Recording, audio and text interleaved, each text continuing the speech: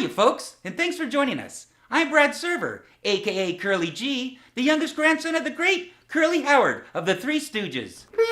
And get ready for this extended version of The Stooges, the men behind the mayhem, directed by film historian and preservationist Paul Garucki. Originally airing in 1994 as an episode of ANDY's biography series, it includes rare photos, family and co-star interviews, lost Stooge appearances, film clips, and much, much more. Hey! We're super excited to be able to present this show for you. Shut up, you! So here we go, folks. Sit back and relax, enjoy yourselves a cup of Three Stooges coffee, and enjoy the show! Ooh, that stuff's good! How'd I do? Oh!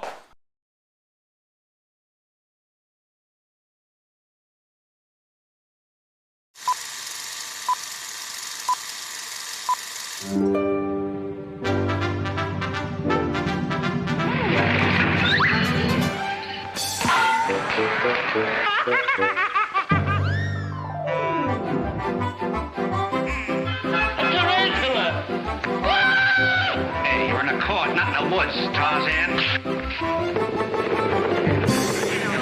I'm a victim of circumstance. Who you hit?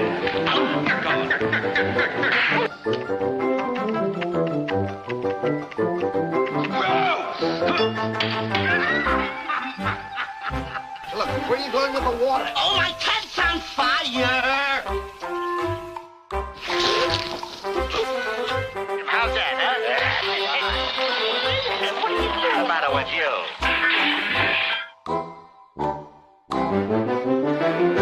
What's for onesies? Well, here's Tuesday. Yeah.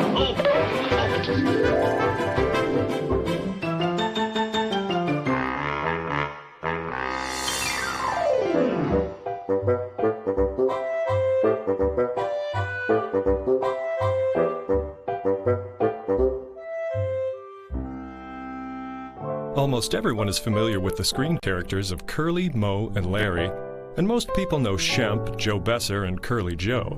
These six men form the world's most loved comedy team, the Three Stooges. But Moe wasn't always the leader of the group. In fact, when they first started, the boys were almost interchangeable. The development of their screen characters was a slow process of evolution that took many years of refinement. Do that again. Do that again. It took. He's wrong. Now, this is the way, isn't it? In the beginning, the Stooges worked for a brilliant vaudeville comedian who essentially created the concept of Stooges. Ted Healy was born Charles Ernest Lee Nash on October 1st, 1896 in Kaufman, Texas. He moved to New York with his parents and grew up planning to pursue a career in business but was bitten by the showbiz bug early on. He changed his name to Ted Healy and eventually found his niche on Broadway where he was performing with his first wife Betty Braun. During the winter of 1922, they were appearing at the Prospect Theater in Brooklyn, where Ted had a visit from a boyhood pal. It was this chance meeting that would forever alter the course of Ted's life and the history of film comedy. That friend was Moe Howard, born Moses Horwitz on June 19, 1897 in Bensonhurst, New York. The Horwitz family was a large one like many families of the time, and Jenny and Solomon had four boys, Jack, Irving, Sam, who became Shemp, and Moe, who was the youngest, although that changed 6 years later with the birth of Jerome, whom you might know as Curly. Moe was always fascinated by the theater, and as a young boy, he spent most of his time at the local playhouses. He would watch the same show several times and concentrate on just one performer, a practice which served him well when he entered show business himself. I was in many films from 1908 to 1911. I must have been in 40 or 50 films. I honed my way into the studio by asking if they wanted me to go for sandwiches. In 1914, Moe ran away from home to get an acting job on a showboat in Jackson, Mississippi. After working there for 2 seasons, Moe returned home, and several months later, he and his older brother Shemp started a new act called Howard and Howard. They worked the vaudeville circuits, achieving moderate success until the winter of 1922, when Moe discovered that his old friend Ted Healy was headlining at the Prospect Theater. According to Moe, this meeting was essentially the birth of the Stooges. Well, there's controversy as to who were the first Stooges. I think everybody sort of agrees that Ted Healy was the #1 Stooge, and he was a big vaudeville burlesque-type comedian who was very popular in his day, and he was boyhood friends with Shemp and Mo Howard growing up in the same neighborhood. If you listen to Mo and his family, they sort of think Mo was the first Stooge. If you listen to Shemp and his people, he was the first Stooge. What it seems like in the early years, there were various Stooges floating in and out of the act. As one got married and had children, he left for a little while. Another person would come by and replace him. But basically, it was Ted, Mo, and Shemp, some combination. They picked up Larry after seeing him at a show in Chicago. Enter Louis Feinberg, better known as Larry Fine. Larry was born on October the 5th, 1902. He was born in Philadelphia, and the address was 606 South 3rd Street. At that time, my father had a jewelry store at that address, and my parents lived in an apartment above the store. Larry was the first of 4 children. He was followed by Morris, Philip, who died of influenza in 1919, and the last, his sister Lila. The jewelers use acid to test gold, and so my father had a bottle with acid in it. I don't remember what kind of acid it was, but Larry, as a little boy, was curious like other little boys, and he put his hand up and he pulled this acid down, and it burned right over here on his arm. He had this very bad acid burn, and he could not use his left hand. He was left-handed. So the doctors suggested learning to play the violin actually as an exercise to practice using the hand.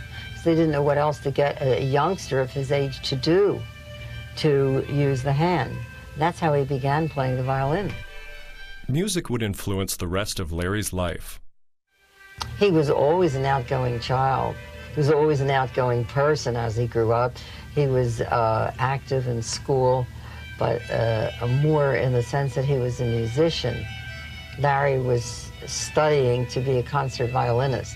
He played the violin in the school orchestra even when he was in elementary school, and he was an excellent violinist.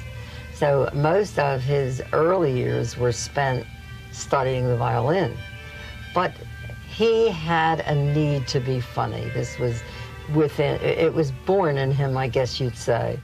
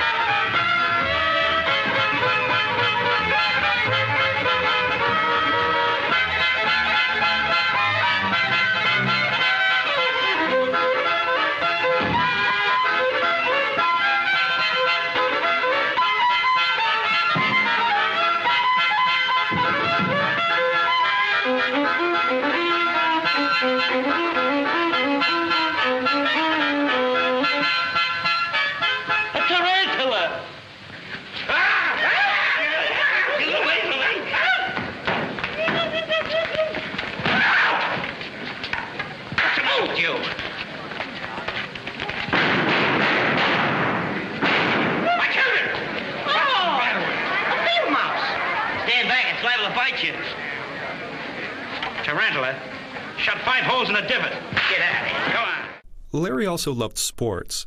He tried boxing under the name Kid Roth, but his parents disapproved and he quickly returned to the theater. He worked in dozens of small shows and eventually teamed with his sweetheart Mabel Haney and her sister Loretta for a singing and dancing act which they called the Haney Sisters in Fine. But in 1925, Larry was working as an MC at Fred Mann's Rainbow Gardens in Chicago when he received a once-in-a-lifetime offer. Ted Healy was working in Chicago with Shemp and Mo Howard, who were his stooges. I don't recall which one of them, I think it was Shemp, who went to see the show. And he came back and told Ted, I saw someone that I think would fit into our act very well. So Healy said, would you like to be one of the Stooges, make 3 out of the 2, you know? And he said, yes, I'd love that. He says, okay, I'll give you $90 a week. Fine. He says, I'll give you an extra 10 if you throw that fiddle away. In that same year of 1925, Mo married Helen Schoenberger, and shortly afterwards, Shemp married Gertrude Frank, whose nickname was Babe. The 4 boys worked the vaudeville circuit until Ted and Shemp left to join a Broadway show called A Night in Spain. During this period, Larry married Mabel Haney, and eventually he and Mo rejoined Ted and Shemp in the Broadway show A Night in Venice, which became a hit.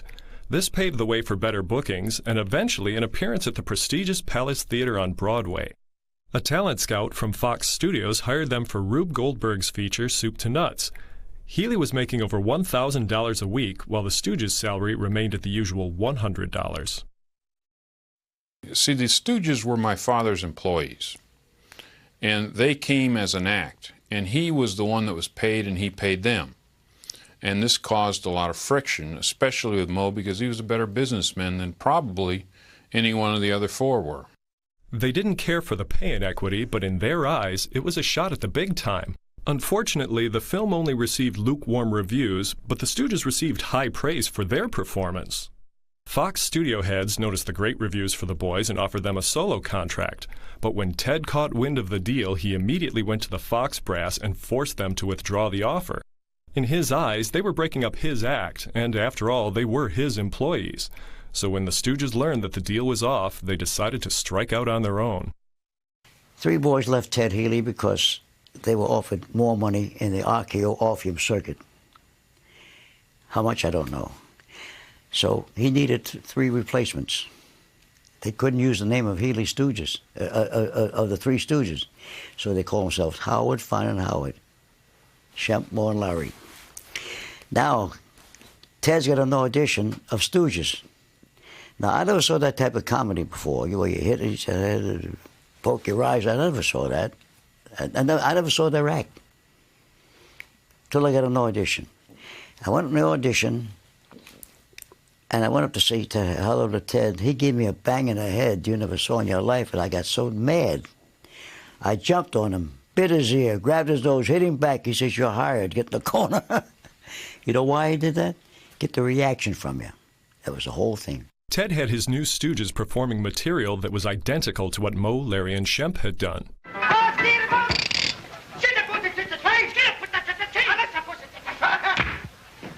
What are you, wise guy? Come on. What are you getting?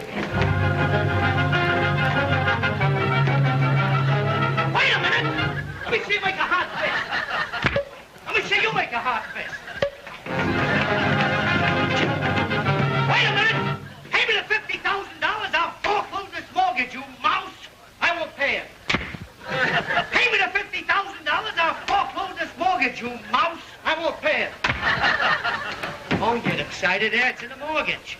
Pay me the $50,000 or I'll foreclose. I won't pay it.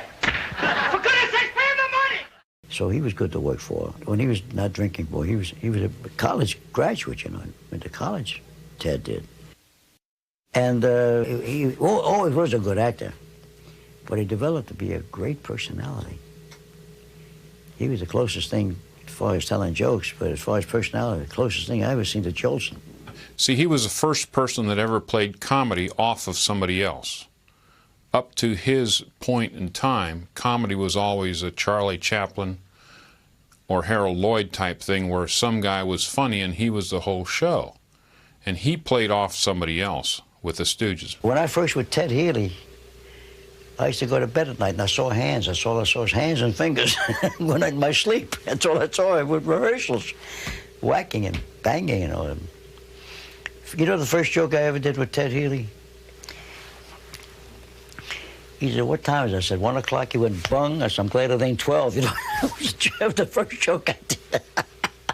Ted was touring with his new Stooges, but Howard, Fine, and Howard were creating comedy of their own. Supposedly, Shem came up with the eye poke during a card game in which Larry beat him or something, and he was mad, and he just hauled off and poked him right in the eye, and Mo thought it was so funny that he fell out of his chair laughing and said that's going to stay in the act, and that was probably one of the few things that the Stooges actually invented themselves. All the other things, the pie fights and the slapping and all that, had been done for many years before.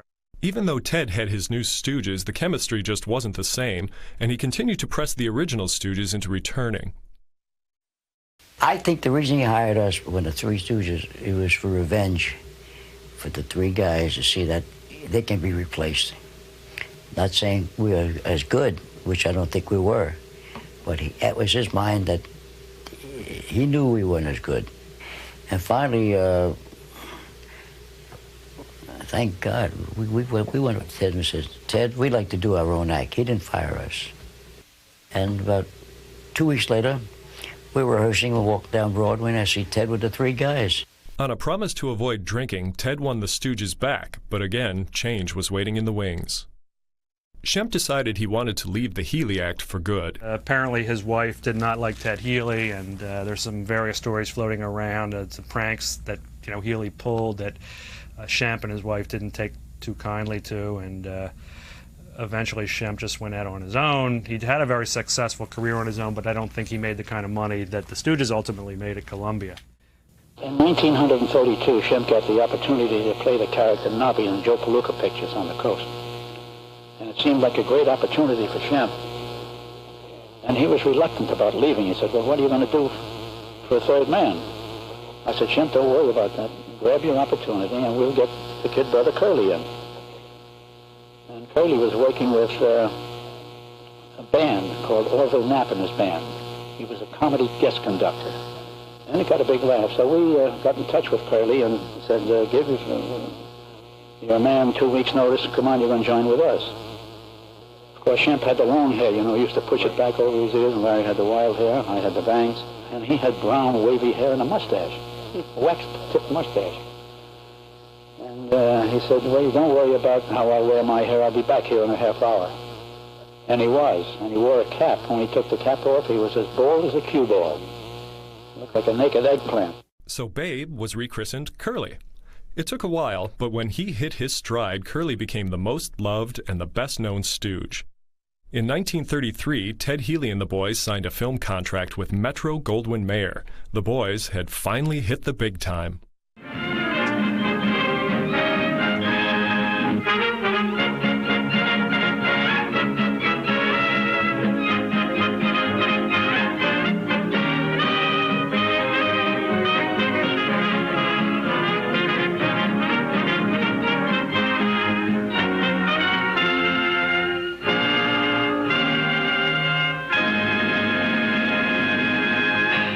In their 1 year at MGM, they appeared in 6 feature pictures with big stars like Clark Gable, Joan Crawford, even Laurel and Hardy.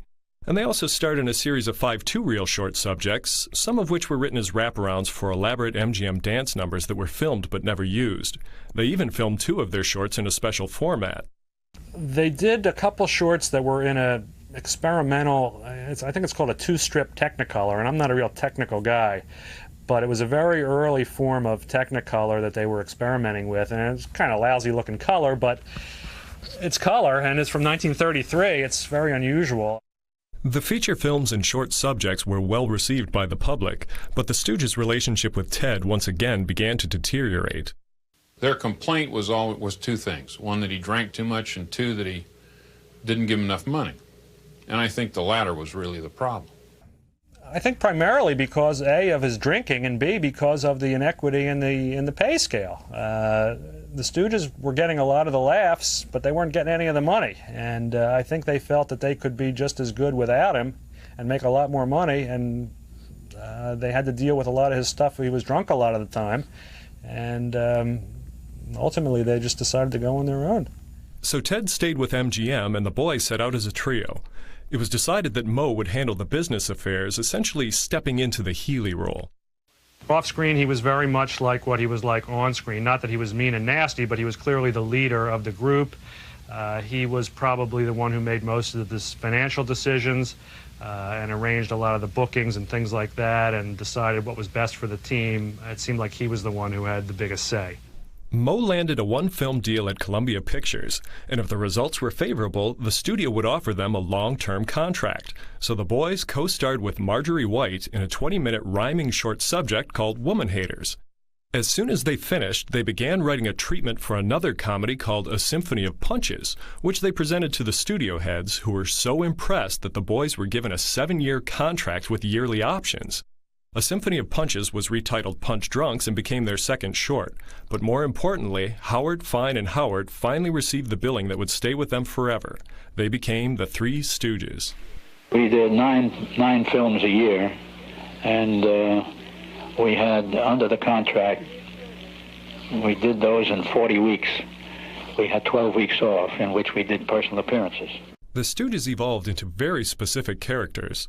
The whole Larry impersonation that I do is, it's a product of watching the Stooges for so many years, so many times, having everything memorized perfectly, and one day there was just nothing left to like about them. There was no more surprises. You knew it so well. So I began to watch it in a different way. I would just turn on the TV and I would just watch one thing and one thing only. I would pay no attention to Moe and Curly, because that's where usually the attention was. They'd get into a fight and Moe would do a number on Curly. Meanwhile, no one ever can say that they watched what Larry was doing all this time. And I began to look at the faces he made and the things that he said. Like when Moe was beating on Curly, you were just watching them. But if you took the time to look at the other side of the screen, you'd see, you know, and I began watching that. And then I began paying attention to his voice. And I realized that how much Larry was like the Keith Richard of the Stooges. You know what I mean? It's like without Larry, they wouldn't have had any kind of relationship. It would just be here all the time, and nothing like setting little blazes here and there, like when Moe would climb a ladder and you knew he was going to fall and break his ass. But the one little thing Larry would say before it all happened, and you knew it was going to happen, he'd go, "Be careful, Moe." You know, and it just, to me, that was bedlam. That was like the thing that lit the comic fuse. Larry with the bushy hair, he was, you see, he couldn't talk tough to me because that would be the wrong thing to do. He'd have belt in the mouth anyhow if he did. And Curly was just that simp, you know, he was just big enough and strong enough that anything I said or did, he could break me in half. But his only retaliation was, woo!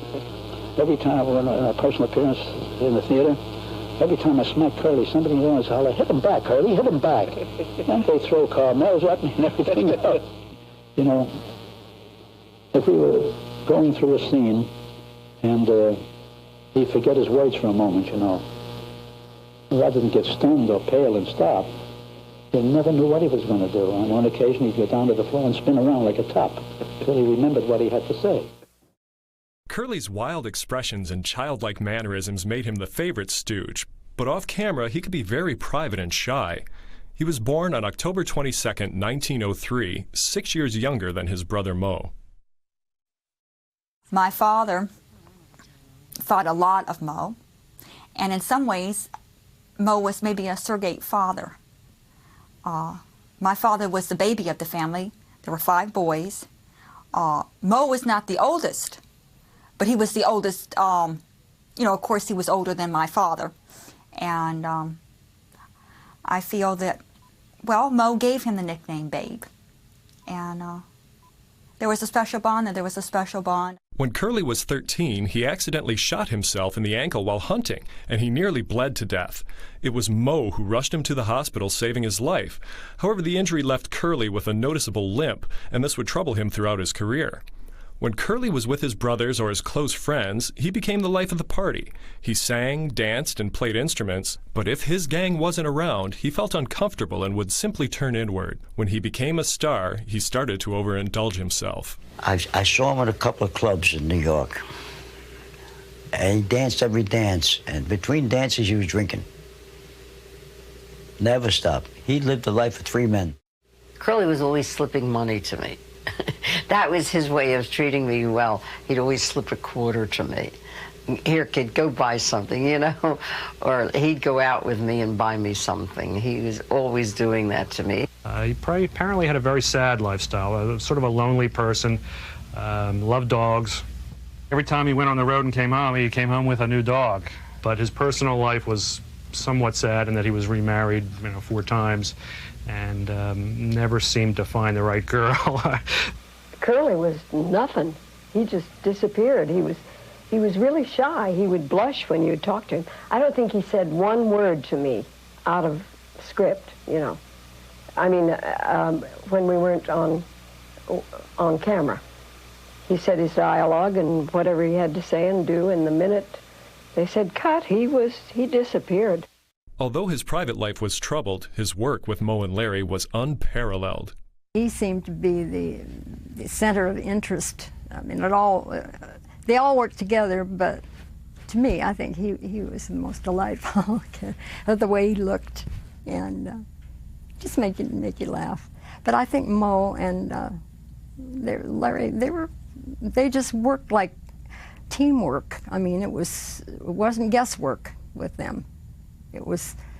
They practiced, they knew exactly what they were doing, and it came across. They didn't do any writing. Usually they were, they had writers that wrote the scripts for them, but there was a lot of leeway in the scripts. Not that everything they did was ad-libbed, but there might be a part where it just would say, Stooges do their thing, and then a few minutes of mayhem would ensue with, with all this stuff. So there was some room for them to maneuver, and I'm sure they had such a working relationship with the producers and directors that if something just wasn't coming out right, they changed it around to make it funny. Take off your hat. Now raise your right hand. Now place your left hand here. Take off your hat. Raise your right hand. Now put your left hand here.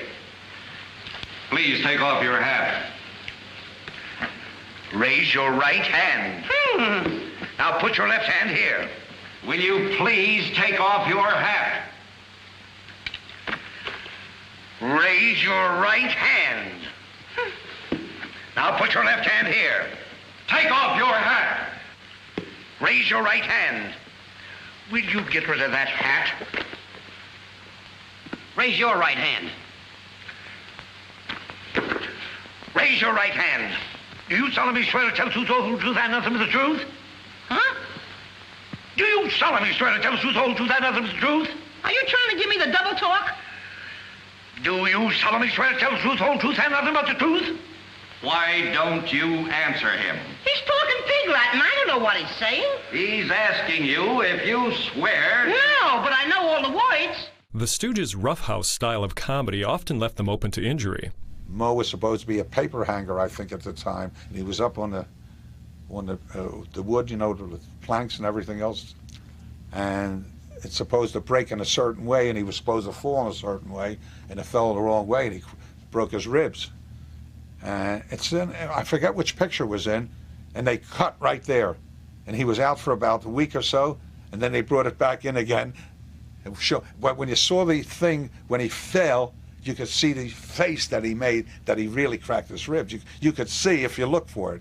According to Lila Budnick, Larry's face was calloused on the one side where Moe slapped him. His left cheek was always raw and calloused because Moe was slapping him with the right hand across his left cheek. His little jaw was like the back of your heel. That's how tough it was. You could hit Larry across the jaw, I don't think he would ever felt it. He was that calloused. From constantly being hit, it was nothing but constantly, day after day being hit. But he was used to it. In December of 1937, Moe, Larry, and Curly were on their way to an appearance in Boston when they received word that their old friend and partner, Ted Healy, had died. There's a lot of controversy over the way he died. He was supposedly involved in a barroom brawl. The circumstances surrounding the brawl and who were the participants in the brawl are still subject of conjecture to this day. But after this brawl, he supposedly went back to his hotel room and was found dead there the next day. And it was only maybe 3-4 days after the birth of his first child. So it was a very sad set of circumstances. Ted is not what they think he is, what they write about. He was a nice man. Only bad thing, he was a Dr. Jekyll, Mr. Hyde. When he drank, he was Mr. Hyde. It's too bad. We lost a great talent when he died at the age of 41. He was I don't care. He was a genius. If it wasn't for him, wouldn't be no Stooges.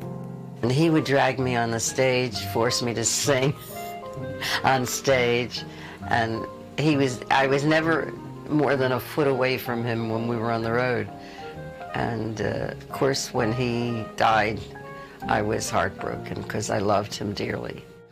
They had a stormy relationship, but they were boyhood friends with him. You know, I think there was always a place in their hearts for him. They liked him. They were friends with him. But he just, went a little too far, and they really had no choice but to leave him.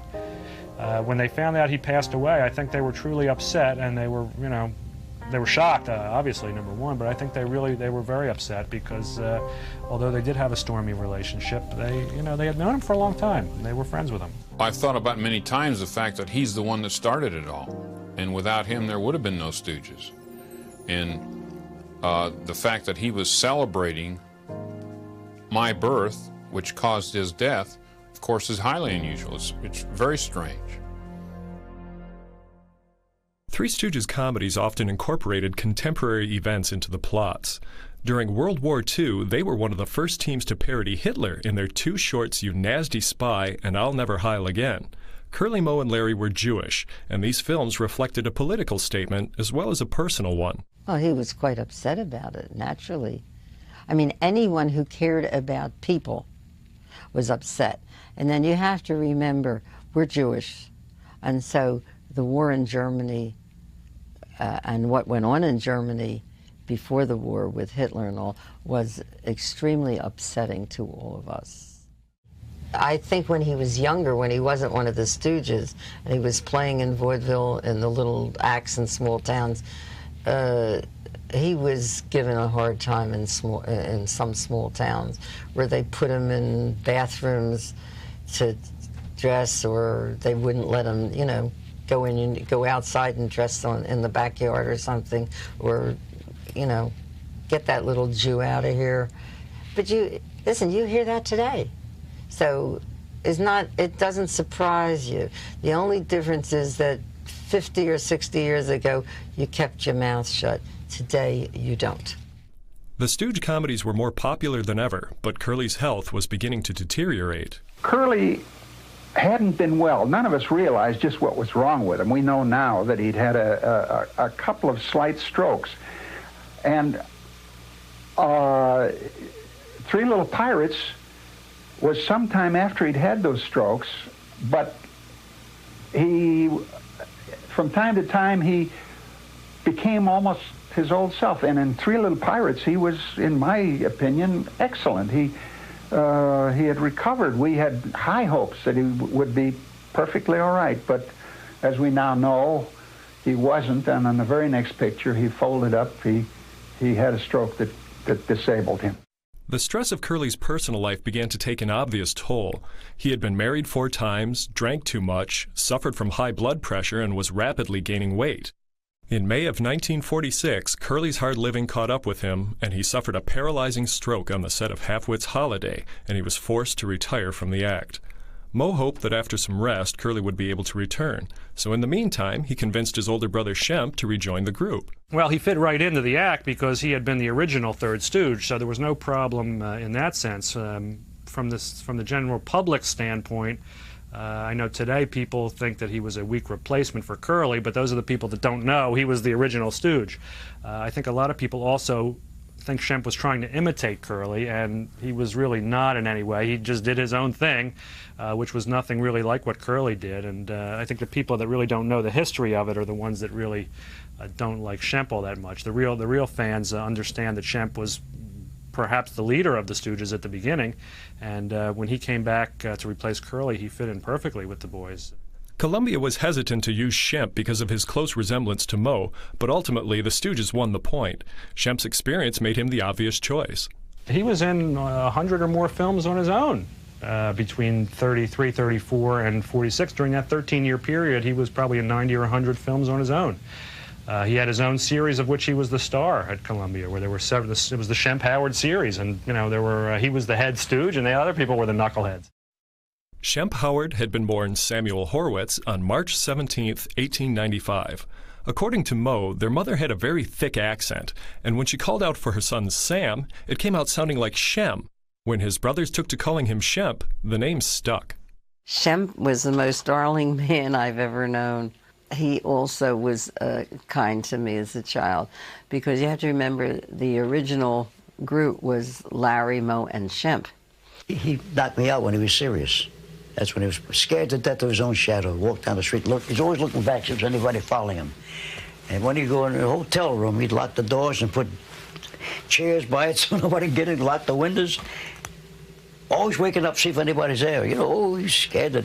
He's that type of guy. That's why he's always walking around that way. He was that way, you know. That was his character. Off camera, he was a warm, loving, laid-back family man, and he preferred to spend his time playing with his son Mort or watching the fights. But on screen, he had a character that was wild and unpredictable.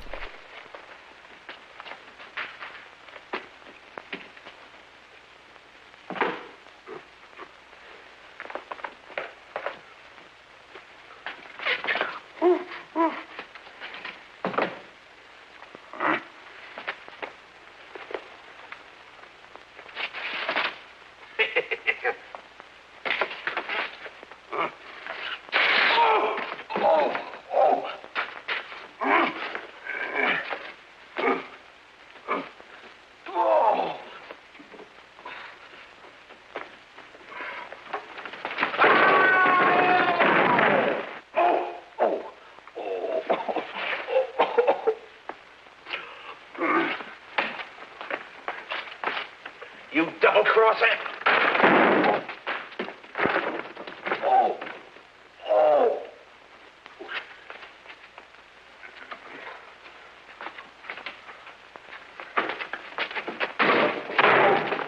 Oh! Oh! Oh!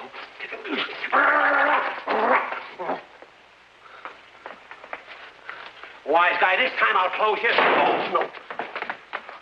I'm sorry, Mo. Oh, think nothing of it. Oh, gee, thanks. You're welcome. In 1947, Curly was still partially paralyzed but feeling better. He made a small cameo appearance with a full head of hair in the short Hold That Lion. It was the only time that the three Howard brothers appeared on screen together, but according to Larry, Curly was set to make another appearance in the 1949 short Malice in the Palace. The scene was shot, but wasn't used in the final print. His health was still fragile, but during this time, Curly finally found what he was looking for. On July 31st, 1947, he married a beautiful young woman named Valerie Newman. They had a baby girl named Janie, and for the first time in his life, Curly was truly content. They got married in 1947, and he died in 1952. They had a good marriage, and they seemed to have a lot of good times together. Unfortunately, into the marriage that he got, strokes and became sick after I was born. She would want him at home as much as possible. But he wasn't, from my viewpoint or what my mother expressed, at least in parts of the marriage, an invalid or anything like this. He, at this time in his life, enjoyed a family and seemed to have a certain peace and contentment, and he found his niche of being the family man, which is probably what he wasn't at an earlier period in his life. I don't remember stories, but I remember bottom lines and what my father meant to my mother, and to me that what she expressed was that he was deeper than a comedy clown. That not only was he a genius in his realm, but he had a lot more depth than a lot of people realized. And he took his job seriously. He loved an audience, but he worked at making it look effortless. I think he found something he loved, and he felt good about doing it, and he found something that brought him happiness. One of the things that my mother told me was, he told her, I hope Janie in life does what makes her happy, because I have found what makes me happy, and that is the most important thing in the world, to do what makes you happy. I think the worst part is that he didn't live long enough that I could have known him as an adult and asked the questions that I would like to know as an adult about how he felt about different things. But it feels good, and I'm very proud of my heritage. And I think the older you get, the more family means to you. Curly had several more strokes, and on January 18, 1952, Curly Howard, brother, father, and Stooge died. Although distraught over Curly's passing, Moe, Larry, and Shemp continued to make two-reel comedies. They even found time for live television. Gotta get rid of these executives. They're absolutely driving me crazy. I've got to get rid of them.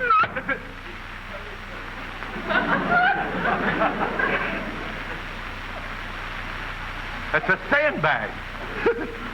That's dangerous, you know that? That could kill someone.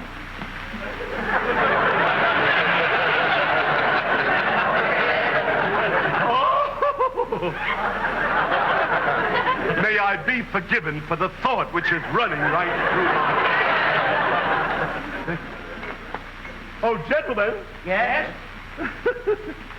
I mean, now that you're here from the East and all, would you do something for my audience? Would you sing? Would you Oh, sing? we'd love to. You would, eh? Yeah, yes. Well, I Now, sing. I'll take the barrier.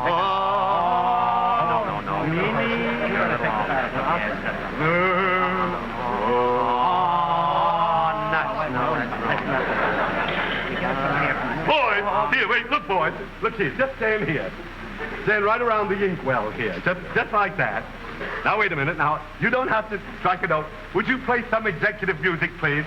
When you wore a tulip, a sweet yellow tulip, and I wore a big red rose. When you caressed me, 'twas that heaven bless me, what a blessing, no one knows. You made like Erie when you called me dearie, 'twas down where the bluegrass grows. Your lips were sweeter than tulip when you wore a tulip, and I wore a big red rose. I met her in a garden in an old Kentucky town. The moon was shining down. No! Don't dance out of this position, boy. The yellow tulip in just sing like that. When you wore a tulip, a sweet yellow tulip, and I wore a big red rose. When you caressed me, with that heaven bless me, what a blessing, no one knows.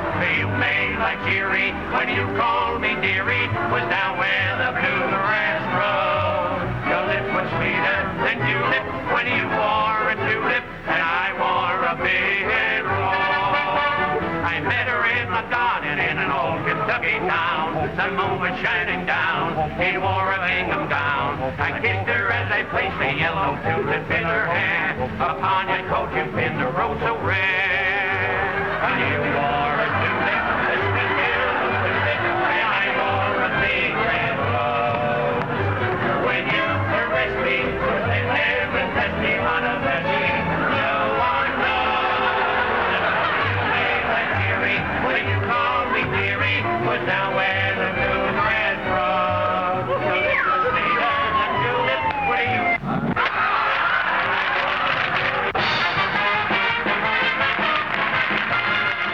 For many years, they were the top-grossing short subject series in Hollywood, and they won, the Laurel Awards and these other awards every year that were given by the theater owners to the top-grossing film. So they brought in a lot of money for Columbia over the years.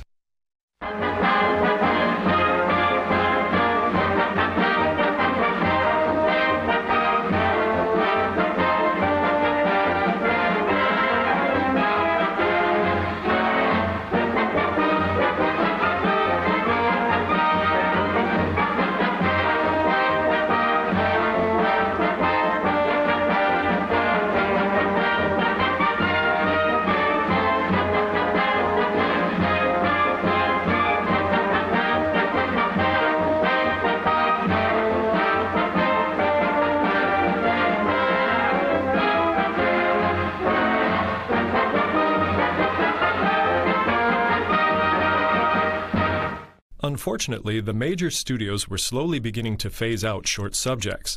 Less time and effort went into the scripts and production, and as a result, the end product was sometimes inferior. Moe was hoping he could get Columbia to put the Stooges into another feature picture, but before anything could be planned, fate struck another crushing blow. On November 23, 1955, Shemp was coming home from an evening at the fights. The other guys in the car started smelling something burning, and Shemp's head had slumped down on his chest, and the cigar was burning his lapel or something. And he looked back, and, he was dead. Shemp had a massive heart attack and died instantly. Moe was grief-stricken. He had lost 2 of his brothers in a 3-year period and seriously considered disbanding the act, but both he and Larry were still under contract to Columbia. They made 4 more shorts with Joe Palma doubling for Shemp, and by shooting him from the rear and having him hunch over because he was a little too tall, they were sort of able to pull it off. But they did what they had to do. Like I say, they were professionals. They were from the Show Must Go On school, and they went on without missing a beat. Moe thought about continuing the act as the 2 Stooges, but studio heads dismissed the idea. He had to find another third Stooge. Joe Besser was born on August 12, 1907. He was popular in his own right, having worked with stars like Olsen and Johnson and Abbott and Costello, and he even had his own series of films at Columbia. So Moe approached him, and he agreed to be a Stooge. Moe and Larry, they were the best. I enjoyed every minute of it with them. In fact, I'll show you how wonderful they were. I never liked to be hit with anything. And Larry used to say to me, "Don't worry, Joe, I'll take it." Now, that's the kind of guys they were. During 56 and 57, he made 16 shorts with the Stooges, which were then shown during the 57-58 season. In fact, one of them, I think, even went into 59. But at that point, Columbia decided that they were going to close their shorts department. After a 24-year run, the Stooges were sort of out of work. A lot of people don't know that even though they were successful with their movie career, they never made any money. In all the years that they worked at Columbia Studios, they never got a raise. From day one until the last day that they worked, they made the same salary. Supposedly, they were just denied entrance to the lot. I mean, they came back to pick some things up, and they told them, you don't have a contract here, get out of here. They didn't have any kind of farewell party for them. They were denied access to the parking lot and everything, which is sort of sad after a 24-year association, very heartless, but they decided, well, we'll go on tour because that's the way they had made all their money in the past anyway, was going on tour. But Besser's wife was ill, and he didn't want to travel around the country and leave her, so they were forced to come up with somebody else, and they came up with Joe DeRita.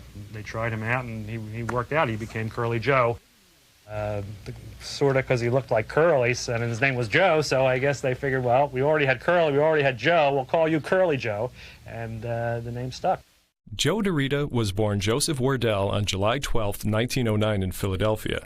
Like Joe Besser, DeRita had been a star in vaudeville and burlesque, so he was prepared for the rigors of touring. They spent, 12, 16, 20 weeks a year on the road doing personal appearance tours, and they would do 3, 4, 5 shows a day. And that's really where they made most of their money. They did an act that hadn't changed in 35 or 40 years. I knew every line of the show. Joe was a very charitable person. I want to tell you something about Joe. Larry had a big Lincoln. See, the corporation paid for their cars. Larry had a big Lincoln. Moe liked a sports car. He had a Porsche. And Joe would get maybe a Dodge or a Chevy station wagon. And everybody would wonder why. And I knew why. He told me why. They used to trade in every 2 years, and he would buy the station wagon back. He had a sister in Baltimore, and she was not of any means. And he would buy the station wagon back from the trade-in because he took care of that station wagon. I mean, took care of it. And gave it to his sister every 2 years. This is the kind of person Joe was. I know he took care of his mother. Very charitable man. Very charitable. In fact, to give you ideas of Joe, they would send me for different things for food or something. I'd say, "Now I'm going out to get a sandwich. Anybody want anything?" This one would say yes, this one would say something. And Joe would say, "Write it down, Nate, and I'll pay at the end of the week." Because Joe took care of the checks and everything. At the end of the week, whatever I spent, he'd say, "How much you spent?" I said, $36.10. I had it all itemized. He said, "It can't be that much, Nate. It's got to be more than that." He says, "Does that include a tip that you give the people, when you buy something?" I said, "Yeah, Joe, was everything included." "Nate, it can't be $36. You must be mistaken. You forgot to write something down." Write out a check for $50. Here's $50. In 1958, Columbia Pictures released 78 of the old Curly two-reelers to television, and within 1 year's time, their popularity soared to new heights. None of them were really aware of it. When they came to Pittsburgh, their last, you know, the reoccurrence of the popularity after television, they got off the train because they came by train at that time. I think it was 1959, and they saw all these people at the station. They wondered who the VIP was on the train, not realizing the crowds were for them. They had absolutely no idea of how popular they were. Joe DeRita brought his own comic style to the act. Obviously, he had big shoes to fill, but he was a veteran performer, too. It wasn't like he was just a nobody. He wasn't perhaps as well known as Joe Besser was at the time when Besser came in. Most everything was discussed with Larry and Mo, whether they would take something or do something or anything. Not one person made the decision. Then after Joe joined him, Joe was like a junior partner, let's put it that way. And Larry, after a couple of years, said to Mo, this I know, let's make him an even partner. I don't know what the partnership was at that time. Maybe it was 40, 40, and 20. So Mo says, why? We've been for years this way, you know? Why should he get part of the good amount? So Larry says, look, between 20 and 33%, there's not that much difference, Mo. And you're making them feel like he's part of us. Like this, he feels like he's a nothing, he's a drag on it. Let's make him feel, and that's what they did. They made him an even partner. Larry forced it on Mo, because I told you Mo was thrifty. That I didn't say cheap, he was thrifty. Outside of their working relationship, it was not really a close friendship, because they spent so much time together in their working relationship that they each went their separate ways with their families. They got together on big occasions, but they each had their own families, and they didn't spend that much time at home, so that when they were at home, they wanted to spend as much time as they could with their families. So they did not socialize on a day-to-day basis. Joe DeRita was a very funny guy. Nobody realizes the sense of humor. And Joe would, like, once in a while say to me, hey, Nate, it's very quiet. Let's jazz up the place. I said, what do you want to do, Joe? And Joe and I were very friendly. He said, let's play cards together. He says, we'll play gin. You make some dumb moves, and I'll make some dumb moves. You'll see what'll happen. So I'm playing gin, and Larry's looking over my shoulder, and I'll make a dumb move. Oh, what a stupid move you made, you know. I did it purposely. And then Mo would go over to Joe's and look at his. Joe, do you know how to play gin? You really know how to play? I don't think you know how to play gin. So Larry would say, let me take your hand. I'll show you how to play. And I would go and look at him. Mo would take Joe's hand, and then the two of them would start fighting each other. They would be playing for pennies. 1, 2, and 3, not rum or gin or anything like that. And they would argue like hell. Joe and I would stay in the other room and laugh like hell. He says, we started something. The boys were back on top, and the studio that had fired them in 1957 wanted them back, this time for a starring feature picture called Have Rocket, Will Travel. Extra! Scientists establish visual communication with rocket in flight. History is being made on the proving grounds of the National Space Foundation as scientists prepare for the ultimate total triumph over space. Within a matter of moments, you will, for the first time, see the interior of a space rocket in flight. Here's the countdown. 5, 4, 3, 2, 1. Blast off. And now the wonders of electronic science enable us to see the interior of the rocket. Oh no, what's this? Oh my, not them. Yes, it's the Three Stooges who are making history all right, but laugh history in their first full-length feature motion picture, Have Rocket, Will Travel. The drone's in, Janice! Duck! Try to contact Earth.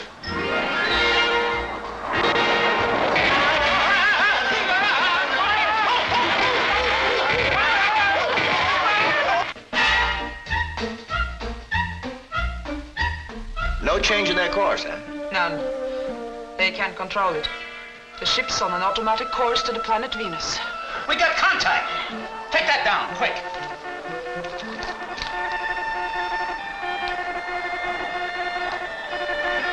What's it say? Beep, beep, beep, beep, beep, beep, beep, beep, beep, beep. Get out of here. Hey, the television's on. You heard about about the Sputnik and the Mudnik. Well, here comes the Laughnik, a movie that's a three-stooge riot on a three-stage rocket. We're landing. For the first time, the world's craziest comedians are really out of this world. Or admit it. We did it. Have rocket. We'll travel in space.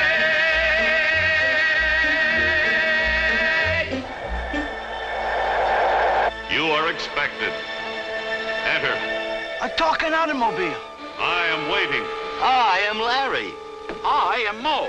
And I am Curly Joe. Take us to your leader. Look. They're the spitting image of us, ain't they? Oh, they look pretty good for robots. Hey, they made Mo real ugly, didn't they, Larry? I don't know. I think he's uglier in person. Don't miss this hilarious mixture of missiles and mirth as the Three Stooges blast off in the biggest comedy bonanza in years.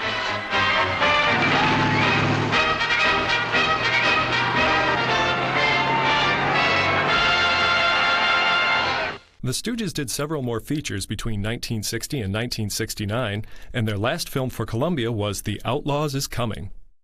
The Outlaws is Coming. What a wonderful experience. I think we did that in 1964, 65, I'm not sure. Our first meeting at the Columbia Ranch one morning quite early, and I went into makeup and got on my Western duds and came out in the street, and I saw Larry Fine sitting in a chair, and I think his wife was yelling at him about something. And then actually the guys were very serious off camera, their demeanors. They were really very serious artists in their own way. And I was impressed with how quiet they were in respect to their screen personae. I thought Mo basically, in talking to him here and there while we were filming, was a kind man and serious, almost professorial in a way. Larry was a warm sort of person and always, had a word for somebody and would always spend time. Joe Dorito was Curly at that time, and he was more gregarious and I think outgoing and communicative. I enjoyed all of them, but I suppose I spent more time talking with Joe because he seemed to want to talk a little more than the others. There were a number of silly, bizarre, wacko things that happened while we were filming The Outlaws Is Coming. As guest villains, we had disc jockeys from all around the country, and Norman Maurer and the Stooges figured that would help promote the movie if they put the disc jockeys in the picture as villains, gave them roles. And so, you can imagine with maybe 20 radio jocks all competing for attention, it was kind of silly and fun. And I think the funniest little incident with the picture that I remember, the main thrust of the plot was that we were trying to save the buffalo. I was the young lawyer from Boston, and I had the same interests, and that's how we got together. But anyway, so we spent the movie trying to save the buffalo. The wrap party at the end of the movie, Mo says, "Okay, everyone's invited to my place in Bel Air for a buffalo barbecue." And that sort of typifies these three restless nights. I never really spent much time with him away from the set. People don't do that often in Hollywood. You're doing a series and you spend 18 hours a day with people and you just kind of want to get away from them. I think it's probably more healthful that way. I wanted to go home with the Stooges every night, but they wouldn't let me. In 1969, Moe, Larry, and Curly Joe started work on a self-produced comedy travelogue series called Kook's Tour. During the last few days of filming the pilot, Larry suffered a major stroke which forced him to retire. They were able to patch together a 1-hour version of the pilot, which nothing ever happened with. But that was really the end of the Stooges as we know it. And once he was able to really handle himself, he was able to speak pretty well again, because in the beginning he could not talk. He decided he wanted to go live at the Screen Actors Guild country house. And he applied to go into that. That's in Woodland Hills. It's a magnificent place. And he moved into that, and he lived there for the last 6 years of his life. There were a lot of other people that were in the motion picture home too that, you know, he got friendly with, and he befriended other people in Hollywood, Ed Asner, the guy from the Mary Tyler Moore Show, and a couple other people, Ted Knight, also from that show. I know that they played shuffleboard together and stuff like that. It was obvious that Larry couldn't continue, so Moe and Curly Joe contacted their old friend character actor Emil Sitka to assume the role of the middle stooge. They had played with the idea, and Sitka was supposedly even hired and signed, sealed, and delivered to work on a picture, but you know, things fell through, and that group that would have been Moe, Sitka as the Larry role, and Joe DeRita as the third stooge never materialized as a group on film. Moe started to work as a solo. He gave interviews, lectured at colleges, and made dozens of TV appearances. And even though Larry was still partially paralyzed, he too was able to appear on local talk shows. He seemed to be doing well when he suffered a second stroke, which further slurred his speech. 2 months later, he had a massive stroke, which put him in a coma. Larry died 2 weeks later on January 24th, 1975. Moe was heartbroken over the news of his old friend's passing, but continued to work even though he developed lung cancer. They were trying to work on a film as late as '74 with Sitka again, but apparently Sitka kept getting a call, you know, we're going to film next week, we're going to film next week, we're going to film next week, and then Moe died, and that was the end of it. Moe died May 4th, 1975, just 4 months after Larry. Moe's passing brought an end to the world's longest-running comedy act. Joe Besser continued to work in TV and films and take care of his wife Ernie until his death on March 1st, 1988. Joe DeRita retired from show business and lived happily in North Hollywood with his wife Jean until he passed away on July 3rd, 1993. The Stooges are gone, but their legacy of comic mayhem will make us laugh for generations. To me, the Stooges weren't based on any kind of reality. As a kid, I even knew that. I liked seeing people get hit in the head with hammers. Then he smacks him on the head like that. But I've also been able to create original characters based on the Larry voice, like for cartoons like Ren and Stimpy, where Stimpy the cat is, his voice is very much based on Larry Fine, except it's all jazzed up. I think the Stooges will be popular long after we're all gone, because they are poking fun at life. You know, there are some shows that have that effect. Make people laugh and smile and hit each other. I don't know. Certainly. Would you play some executive music, please? When you wore a tulip, a sweet yellow tulip, and I wore a big red rose. When you caressed me, 'twas that heaven bless me, what a blessing no one knows. You made like dearie when you called me dearie, 'twas down where the bluegrass grow. Your lips were sweeter than tulip when you wore a tulip, and I wore a big red rose. I met her in a garden in an old Kentucky town. The moon was shining down. No. Don't dance out of this position, boy. Yellow tulip in Let's sing like that. When you wore a tulip, a sweet yellow tulip, and I wore a big red rose. When you caressed me, with that heaven bless me, what a blessing no one knows. You made like dearie when you called me dearie, was down where the bluegrass grows. Your lips were sweet. Wow, wow, wow, wow, wow.